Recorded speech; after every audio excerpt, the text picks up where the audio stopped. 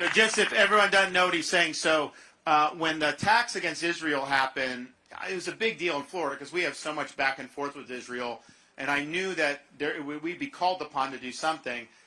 The State Department, the embassy, they weren't helping anybody. And so I did an executive order. A few days later, we marshaled flights. We've now brought back about close to 700 Americans from Israel back to Florida, mostly Floridians, but actually not all because we're all Americans.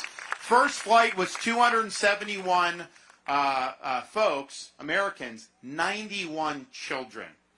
Yeah, so you're coming off people bringing their pets, their kids. Like, these are families that are under the gun there. And one of the mothers came up to me, pointed to her 6-year-old daughter and said, she kept saying, "Mommy, I don't want to see the rockets or hear the rockets. I want to be back home in Florida." So we got it done and made it happen.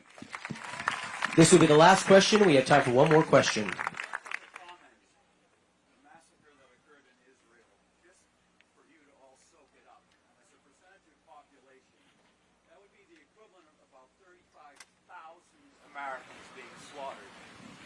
I think it may even be more than that, too. I think it may be.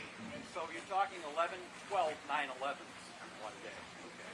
We're getting mixed signals from the White House right now in terms of the extent to which they're throttling Israel from going ahead and eliminating this threat. I don't know about you, but I don't know of any Western nation who would allow their country to have to face missiles, thousands of missiles coming into their territory on a regular basis.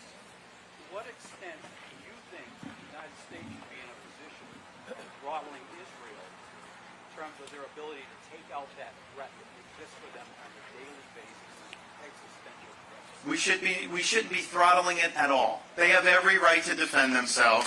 They have every right to eliminate the threat.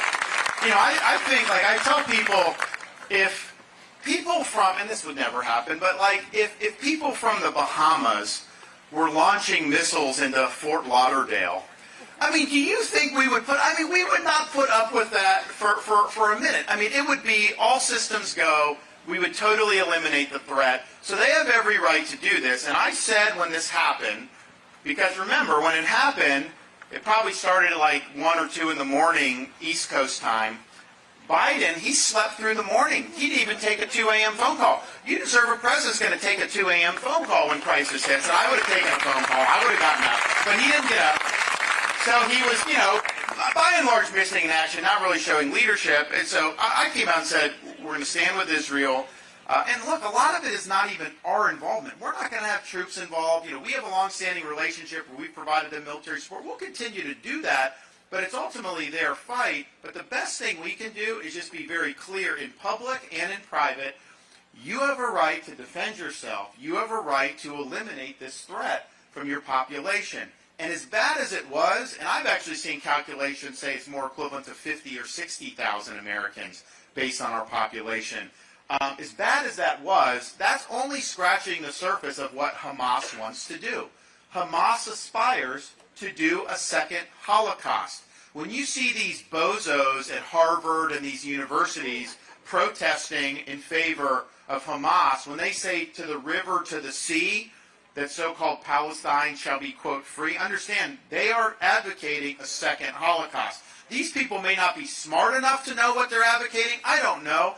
But I can tell you this, no other country would have to put up with that. If there was any other country in this world where people were saying they want to eliminate your entire existence, they wouldn't have to put up with it. So I think it's their fight. We should be supportive. I don't think it's in our interest to get the United States enmeshed in another war in the Middle East right now. I think we've got a lot of problems, and I think we've got to rebuild our defenses, and we've got to rebuild here at home, secure our border. We've got to take care. But we definitely can stand, and I would stand as president publicly and privately and say, you know, you guys do what you need to do so that this never happens to your people ever again.